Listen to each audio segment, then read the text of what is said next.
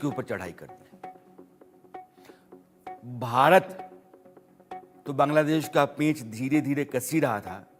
अब Arakan army ने उसकी जमीन के जो दक्षिणी हिस्से का पार्ट है उस पर कब्जा कर लिया है, और यह सब हफ्ते भर के भीतर हुआ है। अगर रिपोर्ट्स की माने तो अराकान आर्मी में बड़े वॉल पे चल रहे हैं, क्योंकि वहाँ से बहुत सारी चीज़ें आपको दिखानी है, तो बांग्लादेश की सीमा तक आ गई है और उसने कुछ इलाकों पर कब्जा कर लिया है।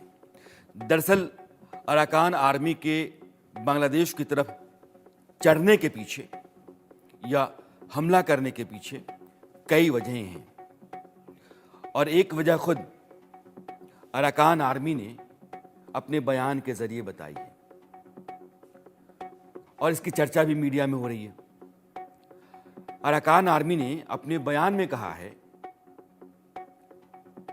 अराकान आर्मी ने अपने बयान में क्या कहा है, ये आपको ग्राफिक्स के जरिए हमको दिखाना चाहते हैं कि बांग्लादेश के साथ लगने वाली सीमा पर जिहादी और चरमपंथी गुट बौद्धों और हिंदुओं पर अत्याचार कर रहे हैं। नंबर 1। नंबर 2, बांग्लादेश में जो रोहिंग्या रिफ्यूजी कैंप हैं उनमें Rohingya solidarity army, Arakan Rohingya salvation army, Arakan Rohingya army जैसे 11 मिलिटेंट ग्रुप हैं जो हत्या, रेप, अपहरण और अन्य तरह के अपराधों को अंजाम दे रहे हैं। नंबर 2, यही नहीं, आगे वो कहता है कि जिहादी गुटों का अलकायदा और जमात इस्लामी के साथ मिली भगत है। जमात इस्लामी, याद रखिएगा, बांग्लादेश की एक पार्टी है जो आज की तारीख में यूनो सरकार में शामिल है, और अलकायदा यानी कि अलकायदा और जमात इस्लामी दोनों को वो गुट एक ही मानता है, दोनों को आतंकवादी मानता है। जो ग्लोबल अराकान नेटवर्क की रिपोर्ट है वो ये कहती है कि जिहादी मोंगडो में मुस्लिम आबादी का इस्तेमाल ह्यूमन शील्ड के रूप में कर रहे हैं, और मोंगडो का मतलब वो इलाका जिस इलाके पर अराकान आर्मी ने कब्जा कर रखा है। वो कह रही है कि मुस्लिमों से गैर मुस्लिम आबादी यानी कि बौद्ध और हिंदुओं से लड़ने के लिए कहा जा रहा है, यानी कि बौद्धों के ऊपर, हिंदुओं के ऊपर मुसलमानों से कहा जा रहा है कि हमला करो। तो ये जो अराकान आर्मी है वो दरअसल आज की तारीख में बांग्लादेश की सरकार के लिए बड़ी मुसीबत हो गई है। ये आर्मी क्या है?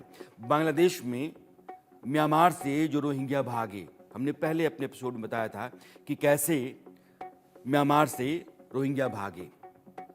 रखाइन एक सूबा है, रखाइन सूबे से जब वहाँ की आर्मी ने उनके ऊपर बहुत जुल्म ज़्यादती की तो 2017 में बड़ी तादाद में वो निकल करके बांग्लादेश आए, और आज की तारीख में वो 10 लाख के आसपास हैं, और उन रोहिंग्याज में से कुछ को तैयार करके भेजा जाता है म्यांमार ताकि वो अराकान आर्मी से लड़ें। म्यांमार के भीतर बहुत सारे गुट हैं जो एक दूसरे के खिलाफ लड़ते हैं और वहाँ की सेना के खिलाफ। आपको पता हो कि 2021 में ऑंग सान सू की जो सरकार थी, उस सरकार का तख्ता वहाँ की सेना ने पलट दिया और वहाँ अब सैन्य सरकार चलती है। जो सैनिक तानाशाही है वो म्यांमार को संभालती है, और उससे लड़ने वाले बहुत सारे गुट हैं म्यांमार के भीतर, जिसमें से एक अराकान आर्मी भी है। और इस आर्मी ने बांग्लादेश की सरकार पर भी बहुत गंभीर आरोप लगाए हैं। वो कह रहे हैं कि बांग्लादेश की सरकार को सीमा पर बौद्धों और हिंदुओं के खिलाफ होने वाले अत्याचार के बारे में अच्छी तरह से पता है, लेकिन उसने इनकी सुरक्षा की परवाह नहीं की, और जिन जिहादी गुटों को अपने रिफ्यूजी कैंप में बढ़ने दिया, यानी कि रोहिंग्यास को, बांग्लादेश की सुरक्षा एजेंसियां क्या कर रही हैं इसके बारे में भी हमें पता है। ढाका को लगता है कि वह 10 लाख से ज्यादा रोहिंग्या शरणार्थियों को वापस म्यांमार भेज देगा। बयान के मुताबिक बांग्लादेश के कुछ जिहादी खुद लड़ रहे हैं, और कुछ ऐसे हैं जिन्होंने कथित रूप से जो वहां की फौज है उसके साथ हाथ मिलाया है। ऐसे में म्यांमार और बांग्लादेश दोनों जगहों की जो पॉलिटिकल इंस्टेबिलिटी है उससे हालात खराब होते जा रहे हैं। जो बांग्लादेश हिंदुस्तान को आंखें दिखा रहा था, जो बांग्लादेश कह रहा था कि हिंदुस्तान ने हमको आज़ाद नहीं कराया, हिंदुस्तान के प्रधानमंत्री के बयान पर वो तीखे तंज कस रहा था, और जब वो हिंदुस्तान के साथ इस तरह से तनातनी की स्थिति में था, उसी समय जो उसका दक्षिणी हिस्सा है, मैं आपको मैप के जरिए दिखाना चाहता हूँ कि कहाँ क्या हो रहा है, उस पर अराकान आर्मी आके चढ़ गई। 270 किलोमीटर से ज़्यादा जो म्यांमार और बांग्लादेश की सीमा है, उस पूरे सीमा को उसने सील कर दिया है और बांग्लादेश के कुछ हिस्सों पर उसने कब्जा कर रखा है। तो आप हिंदुस्तान से क्या निपटोगे? अराकान आर्मी ने आपको कहीं का नहीं छोड़ा है, पेशानी पर पसीना ला दिया है, धड़कनें बढ़ा दी हैं। आपकी फौज की आजमाइश वहां हो जाए, इस पर वो आ गया है, चैलेंज कर रही है वो आर्मी। वहीं निपट लो यार। अपनी हैसियत और औकात से बाहर जब कोई मुल्क आ जाता है तो उसके साथ यही होता है। ये कॉक्स बाजार जो है, ये बांग्लादेश का है। ये मैप आपके सामने है। हिंदुस्तान आप देख रहे हैं, हिंदुस्तान का पूर्वोत्तर का इलाका आप देख रहे हैं, और बांग्लादेश ये कॉक्स बाजार, ये टेक्नॉफ है। यह जो बांग्लादेश को लगता है टेक्नॉफ है, इस टेक्नॉफ पे कब्जा कर लिया है अराकान आर्मी ने। और ये जो पूरा इलाका आप देख रहे हैं, बॉर्डर 270 किलोमीटर बांग्लादेश, और ये रखाइन प्रोविंस है। आप समझिए, ये म्यांमार का जो पश्चिमी सूबा है वो रखाइन प्रोविंस है। और रखाइन में ये जो ब्लिंक कर रहे हैं, इन सब जगहों पर मोस्टली अराकान आर्मी प्रभावी है।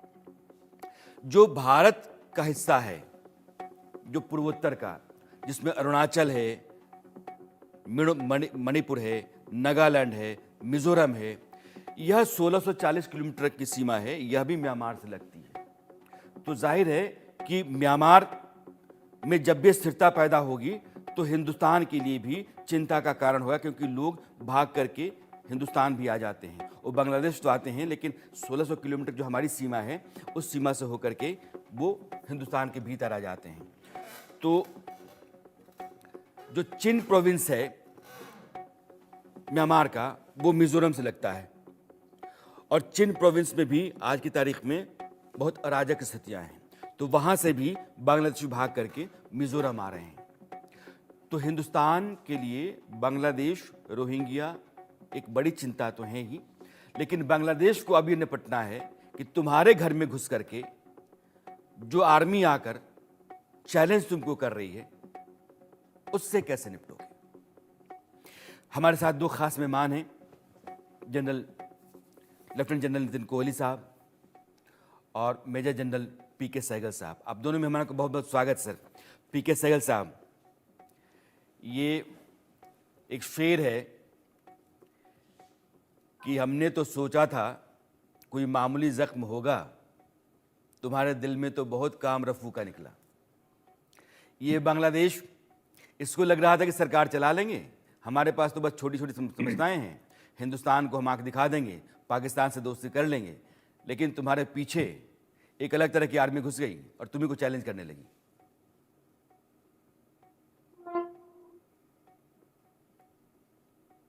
आपका कम्युनिकेशन चला गया। सहगल साहब, मेरा सवाल आपसे था। देखो, जब से शेख हसीना गई है, बांग्लादेश की यूएस सरकार के लिए मुसीबतें हर दिन बढ़ती जा रही है। उनको साफ तौर पर नजर आ रहा था कि केवल वो हिंदुओं के खिलाफ कार्रवाई कर रहे हैं, लेकिन बड़े पैमाने पर पूरी की पूरी अराकान आर्मी ने कंप्लीटली बांग्लादेश और म्यांमार के बॉर्डर के ऊपर अपने आप को कायम कर लिया है और बड़े पैमाने पर तैनात का एरिया में काफी एरिया कैप्चर कर लिया है। और ये एरिया जो है स्ट्रेटेजिकली बहुत इंपॉर्टेंट है अराकान आर्मी के लिए, क्योंकि जो रिफ्यूजीज की जगह है जहाँ 10 लाख रिफ्यूजीज है, उसके काफी नजदीक है। और स्ट्रेटेजिकली वाइटल जो सेंट मार्टिन आइलैंड है, जिसको अमेरिका चाहते थे और शेख हसीना ने देने से मना कर दिया, उस आइलैंड के भी नजदीक है।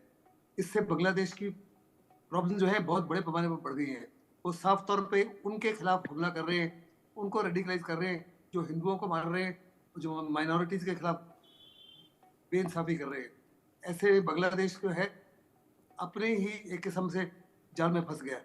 और साथ ही साथ जहाँ तक अराकान आर्मी है, अराकान आर्मी और हिंदुस्तान की फौज जो है मणिपुर के ऑपोजिट वगैरह में उसके साथ रिश्ते नाते काफी से बेहतर है। कई बारी हमको अराकान आर्मी ने खुद सपोर्ट किया है for taking out the terrorist on the other side of the border.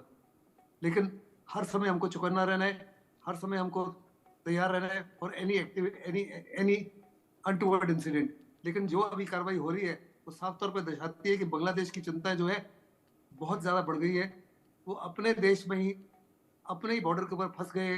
Hindustan के खिलाफ तो बड़ी कार्रवाई कर रहे हैं, टर्की से ड्रोन्स ले रहे हैं, जो हिंदुस्तान के खिलाफ लगाना चाहते हैं, पाकिस्तान से और चाइना से, पाकिस्तान से असला ले रहे हैं, टैंक एमुनिशन ले रहे हैं, आर्टिलरी एमुनिशन ले रहे हैं, और चाइना से जेट एंड हवाई जहाज ले रहे हैं। ये तमाम चीजें तो ले रहे हैं, लेकिन अपने देश को, अपनी जमीन को सुरक्षित नहीं कर पा रहे। और यूनस सरकार के ऊपर आने वाले समय में जब ट्रंप आ जाएगा तो बहुत बड़े पैमाने पर उसके ऊपर शिकंजा कसा जाएगा। अमेरिका के समय जो डीप स्टेट है, कहा जाता है कि डीप स्टेट हर प्रकार से उनको सपोर्ट कर रही है, जी और चाइना भी जनरल support कोहली, अगर मैं जी। जनरल सहगल की मानूं तो अराकान आर्मी इंडियन आर्मी के साथ बेहतर रिश्ते रखती है, और अराकान आर्मी पाकिस्तान की जो साजिश बांग्लादेश के भीतर है, हो सकता है कि उसको भी काउंटर कर रही हो, लेकिन आज की तारीख में बांग्लादेश के लिए वो एक बड़ा चैलेंज हो गई है कि तुम्हारे बॉर्डर पे म्यांमार और बांग्लादेश का जो बॉर्डर है उसको उसने सील कर दिया है, उस पूरे इलाके पर उसने कब्जा कर रखा है। ड्रोन हमले हो रहे हैं बांग्लादेश के भीतर, जो मुस्लिम आबादी है, जो रोहिंग्याज की आबादी है, उनके ऊपर एक तरीके से उसने खुला युद्ध छेड़ दिया है, और अब बांग्लादेश के लिए वो एक बड़ी मुसीबत हो गया है। तो अब अराकान आर्मी से निपट लो मोहम्मद यूनुस साहब।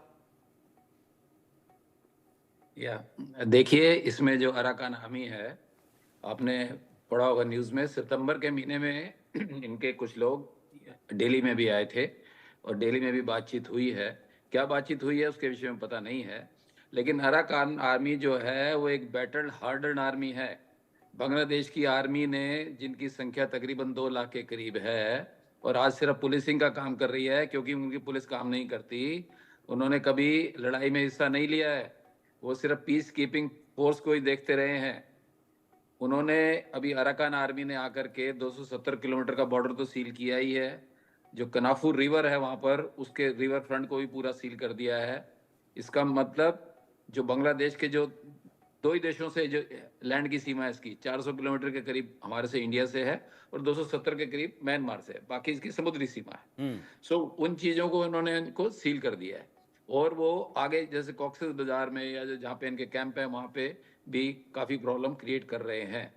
तो इसमें जो यूनुस को जो यहाँ पर डाला गया था, डीप स्टेट ने जो डाला था यहाँ पर, बिल क्लिंटन जिन लोगों ने डाला था, जिस एम से डाला होगा सेंट मार्टिन आइलैंड के लिए या इंडिया के लिए प्रॉब्लम क्रिएट करने के लिए, वो एम उनका भी अचीव होता दिख नहीं रहा है।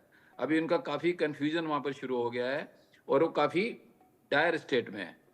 देखिए, इनको कोई यूनुस कोई वहां पर सिलेक्टेड तो है नहीं कि वो इलेक्शन में सिलेक्ट होकर के आए हैं। वो एक एनजीओ चलाते थे पहले। डीप स्टेट ने उनको यहाँ पर भेजा है शेख हसीना को हटाने के लिए, और अब एक्चुअल क्या उनकी बात हुई हम तो सिर्फ स्पेकुलेट ही कर सकते हैं, और इंडिया के लिए कुछ तरह की प्रॉब्लम क्रिएट करने के लिए, ताकि जो इंडिया की इकोनॉमिकली जो डेवलपमेंट हो रहा है, फास्टेस्ट सर ग्रोइंग। मैं 1 मिनट के लिए आपको रोकना चाहता हूँ, अब बेहतर है जो ग्राफिक्स हम दिखा रहे हैं, दरअसल उस ग्राफिक्स सेंट मार्टिन जो आइलैंड है, और सेंट मार्टिन के बगल में टेक्नॉफ, वो अपने दर्शकों को दिखाना चाहता हूँ, जहाँ अराकान आर्मी ने कब्जा कर रखा है, और कितना इम्पॉर्टेंट है ये समझना बहुत ज़रूरी है। इसलिए मैं आपको ग्राफिक्स दिखाता हूँ ताकि आपको टेक्नॉफ, सेंट मार्टिन, ये सेंट मार्टिन है जो बांग्लादेश का दक्षिणी हिस्सा है, और सेंट मार्टिन को अमेरिका चाहता था कि बांग्लादेश दे दे। शेख हसीना ने कहा कि नहीं, यह संभव ही नहीं है, क्योंकि अगर यहाँ अमेरिका आ जाता है, बेस बना लेता है, तो हिंदुस्तान के इंटरेस्ट जो हैं उनको भी खतरा हो जाएगा। और शेख हसीना को हटाने के लिए, किसी भी देश की सरकार को हटाने के लिए एक पैरेलल समानांतर सरकार चलाने की व्यवस्था की जाती है, और जाकर सरकार को हटा करके अपने प्यादे को बिठा दिया जाता है। इस बिठाने की जो पूरी साजिश होती है, कोशिश होती है, उसको हम डीप स्टेट कहते हैं, जिसका जिक्र अभी हमारे गेस्ट कर रहे थे। ये कॉक्स बाजार जो है, ये रोहिंग्या के कैंप्स हैं, यहाँ ये बांग्लादेश है, और यहाँ लाखों की तादाद में रोहिंग्या रहते हैं, यहीं कैंप चलाते हैं, और बांग्लादेश की आर्मी जो है उनको ट्रेन करती है, और चाइना भी करता है। रोहिंग्याओं को भेजा जाता है म्यांमार, ये रखाइन प्रोविंस आप देख रहे हैं, लेकिन यहाँ बहुत सारे प्रोविंस हैं, और उनसे एक चिन प्रोविंस है, एक कचिन है, एक शान है। तो इन सभी जगहों पर अलग अलग गुट लगातार लड़ाई करते रहते हैं। तो रखाइन स्टेट और टेक्नॉफ, ये टेक्नॉफ जो आप देख रहे हैं, यहाँ पर कब्जा किया है अराकान आर्मी ने, और ये पूरा जो इलाका सीमा है जो बांग्लादेश और म्यांमार की है, उसको उसने सील कर रखा है। तो अब एक तरीके से मानकर चलिए, जो हमारे गेस्ट कह रहे हैं, जो मेहमान कह रहे हैं, कि यूनुस को हिंदुस्तान के बारे में, हिंदुस्तान को चैलेंज करने के बारे में बाद में सोचना है। आज की तारीख में जिस अमेरिका ने उनको प्यादा बना करके सत्ता में बिठा रखा है, उस अमेरिका के इशारे पर वो हिंदुस्तान को जो आंखें दिखा रहे हैं, पहले पलट करके अपने देश के भीतर देख लें। अराकान आर्मी लगातार हमलावर है, उसने चैलेंज कर रखा है, ड्रोन अटैक कर रही है, वो हमला कर रही है, आपकी ज़मीन पर आकर के धमक गई है, आपको चैलेंज कर रही है। और इस चैलेंज को बांग्लादेश की आर्मी को देखना है। इसलिए हमारे मेहमान जो कह रहे हैं कि आज की तारीख में बांग्लादेश के सामने जो बड़ा खतरा है वो अराकान आर्मी से बचना है और वो रोहिंग्याओं के दुश्मन है। सहगल साहब, क्या आप मानते हैं कि जैसे ही अमेरिका में अब तो 20 जनवरी को नए प्रेसिडेंट के तौर पर ट्रंप आ जाएंगे, जैसे ही ट्रंप आते हैं ना सिर्फ बांग्लादेश में हालात बदल जाएंगे बल्कि दुनिया के कई हिस्सों में स्थितियां बदलेंगी, इक्वेशंस जो हैं वो चेंज होंगे? इसमें किसी प्रकार का कोई शक नहीं। ट्रंप ने साफ तौर पे कह दिया है कि जैसे ही वो आएंगे, वो जो दो लड़ाइयां हो रही है यूक्रेन और रशिया के बीच में, उसको खत्म कराएंगे। दूसरा जो मिडिल ईस्ट में लड़ाई हो रही है उसको खत्म कराएंगे। और जहां तक बांग्लादेश का ताल्लुक है, बांग्लादेश को बहुत बड़े पैमाने पर जो शेख हसीना को हटाया गया, उसके पीछे साजिश 100% साजिश अमेरिका के डीप स्टेट की थी। और डीप स्टेट अभी भी हिंदुस्तान को डिस्टेबलाइज करने के लिए, हिंदुस्तान को, मोदी सरकार को डिस्टेबलाइज करने के लिए बहुत बड़े पैमाने पर हिंदुओं के खिलाफ कार्रवाई हो रही है, जिसको तमाम कोशिशों के बावजूद भी उस माफी कंडेमनेशन नहीं किया अमेरिका ने, जिस माफी करने की आवश्यकता थी। अगर अमेरिका चाहता तो ये बड़े पैमाने पर रुक सकते थे। लेकिन जहां तक ट्रंप का ताल्लुक है और तुलसी गबार्ड का ताल्लुक है, उनके आने से मुझे नहीं लगता कि यूएस जो है वो कहते हैं कि हम 2025 के एंड में इलेक्शन कराएंगे या 2026 के बिगनिंग में इलेक्शन कराएंगे, तब तक यूएस वहां टिक नहीं पाएंगे। उनको हर प्रकार से सपोर्ट था बिल क्लिंटन के बाद में कंप्लीट अमेरिकन डीप स्टेट से। ये सपोर्ट हर प्रकार से खत्म हो जाएगा। जनरल कोहली, और उनके अगर ऊपर मैं sanction भी अराकान लगा आर्मी के बयान को, जो मीडिया के अलग अलग हलकों से आया है, उस बयान को आपके सामने रखूं तो तीन चीज़ें हैं। पहला ये है कि हिंदुओं के ऊपर जो बांग्लादेश में अत्याचार हो रहे हैं, जो म्यांमार से लगी हुई सीमा है, बौद्धों के ऊपर जो हमले हो रहे हैं, और जिस तरीके से रेडिकलिज्म बांग्लादेश के भीतर बढ़ रहा है, उसका खामियाजा बांग्लादेश को उठाना पड़ेगा। इसके मायने क्या हैं? देखिए, इससे पहले कि मैं आपको ये जवाब दूं, एक दो बातें जो बीच में छूट गई थी, जो हुई थी जी। वहां पर, जहां पर ये अभी इन्होंने कब्जा किया है, वहां पर एक सितवे पोर्ट है, सितवे, जो कि इंडिया बना रहा है और हमारा मल्टी मोड वहां से रास्ता बन रहा है। कालादान प्रोजेक्ट, जो हमारा कालादान प्रोजेक्ट, उससे हमको कलकत्ता से लेकर के 22 सितवे पोर्ट तक जाएंगे, फिर बाई रोड ऊपर जाकर के मिजोरम में निकलेंगे, ताकि हमारे नॉर्थ ईस्ट से कनेक्टिविटी हो जाए जी। ये हमारा प्रोजेक्ट बांग्लादेश के साथ काफी समय से चल रहा था। अराकान आर्मी ने ये स्टेटमेंट दिया है कि हमें इसमें कोई इतराज नहीं है। इट मीन्स कि इंडिया के साथ कहीं ना कहीं अंडरस्टैंडिंग है। वो कहते हैं कि आप ये करते रहो, हम बैठे हैं इस इलाके में। Number 1 point. दूसरा पॉइंट, ट्रंप की आप बात कर रहे हैं। ट्रंप अगर आ भी जाएगा, ठीक है कि इंडिया से हमारे अच्छे रिलेशन है ट्रंप के, लेकिन वो उसकी लॉयल्टी तो अमेरिका से है। सेंट मार्टिन आइलैंड तो उसको भी चाहिए। देखिए, वो उसकी अमेरिका को, डीप स्टेट को भी चाहिए और ट्रंप को भी चाहिए, क्योंकि वो यहाँ कर बे ऑफ बंगाल में बैठना चाहता है वो। लेकिन इंडिया और चाइना दोनों नहीं चाहते कि सेंट मार्टिन आइलैंड अमेरिका के पास जाए। अब अराकान आर्मी का कौन इस्तेमाल कर रहा है, कैसे ये हो रहा है, बट ये चीज हमें थोड़ी सी ख्याल में रखना चाहिए। ट्रंप फेवरेबल है, बट उसका बेसिक इंटरेस्ट तो अमेरिका के साथ ही होगा। जी, बहुत इंपॉर्टेंट है। क्वेश्चन पूछा था, अब आपने पूछा था क्वेश्चन जी कि ये क्या मायने है उसके? जो, सॉरी, क्या आप कुछ कह रहे हैं? क्या मायने हैं उसके बयान के? किसके बयान के आप कह रहे हैं? किसके बयान के? अराकान आर्मी का बयान मैंने आपको सुनाया था सर। जी जी जी जी जी। देखिए, ऐसा है कि ये जो हिंदुओं पर और बौद्धों पर जो अत्याचार हो रहा है, ये हिंदुस्तान में तो रेजिस्टेंस हो ही रहा है, क्योंकि Arakan army basically Buddhist army है, बुद्धिस्ट लोग हैं, लेकिन वो फाइटर बुद्धिस्ट हैं, वो पीस वाले बुद्धिस्ट नहीं है, और बड़ा उनको वार फाइटिंग में एक्सपीरियंस है। तो इसके लिए जो उनका स्टेटमेंट है कि इसके लिए वो रजिस्ट कर रहे हैं कि ये नहीं होना चाहिए, क्योंकि जमात इस्लामी, अल कायदा और हिजबुल तहरीर, ये जो पूरी छोटे छोटे ग्रुप्स हैं, जो कि इस्लामाइजेशन हो गया, रेडिकलाइजेशन हो गया बांग्लादेश के अंदर, वो हिंदुओं पर और बुद्धों पर अत्याचार कर रहे हैं, तो वो उसको रोकने के लिए भी कर रहे हैं। तो इस समय यूनुस के ऊपर चारों तरफ से प्रेशर आ रहा है। देखिए, इंडिया ने भी अपने तरीके से इनके ऊपर प्रेशर किया है, चाहे वो ट्रेड के मामले में किया है उनकी, अगर मुझे आप 1 मिनट दें, और उधर सर से मेरे पास समय की इंडिया, तंगी है बस जी। ओके प्लीज प्लीज आप बोलिए, आप फिर आप तो इंडिया इधर से कर रहा है और उधर से अराकान आर्मी ने उन पर प्रेशर किया है। तो इस समय काफी कंफ्यूजन की स्टेट है उनके पास में। उनकी आर्मी ये इस पोजीशन में नहीं है कि अराकान आर्मी के साथ ठीक से लड़ाई कर पाए, क्योंकि बेसिकली उनकी आर्मी पुलिसिंग कर रही है इसमें बांग्लादेश दरअसल के हमारे अंदर। मेहमान Right, दोनों शुरू। ये कह रहे हैं कि अराकान आर्मी जो है एक मजबूत फौज है और बहुत ताकत है उसके पास, और बांग्लादेश को चैलेंज कर रही है। हिंदुस्तान के साथ कहीं ना कहीं वो बेहतर रिश्ते में हमेशा से रही है। जो कालागान प्रोजेक्ट का जिक्र किया है जनरल साहब ने, 2008 में ये प्रोजेक्ट शुरू हुआ था और तय ये हुआ था कि जो पूर्वोत्तर के हमारे राज्य हैं उन राज्यों से जो दक्षिण पूर्वी एशिया के देश हैं उनको जोड़ा जाए सड़क मार्ग के जरिए, तो एक बड़ा इंफ्रास्ट्रक्चर हम खड़ा करें। और उसके लिए अराकान आर्मी कहती है कि हम खड़े हैं, आप अपने प्रोजेक्ट को आप कंटिन्यू करते रहे, कोई दिक्कत नहीं है। पहले हमारी जो लुक ईस्ट की पॉलिसी थी, नरेंद्र मोदी के आने के बाद एक्ट ईस्ट की पॉलिसी हो गई, और जो साउथ ईस्ट के एशिया के कंट्रीज़ हैं उनके साथ हमने एक अलग तरह की नीति बनाई, और उस नीति के तहत हम लगातार आगे बढ़ते रहे। इसीलिए हम चीन के साथ टकराव की स्थिति में होते हैं। आप दोनों मेहमानों का बहुत बहुत शुक्रिया सर, क्योंकि समय मेरे पास इतना ही है और मुझे अब विदा लेना पड़ेगा। तो अरसत में आज इतना ही। मेरी आपकी मुलाकात कल फिर होती है, तब तक ले दीजिए विदा। नमस्कार।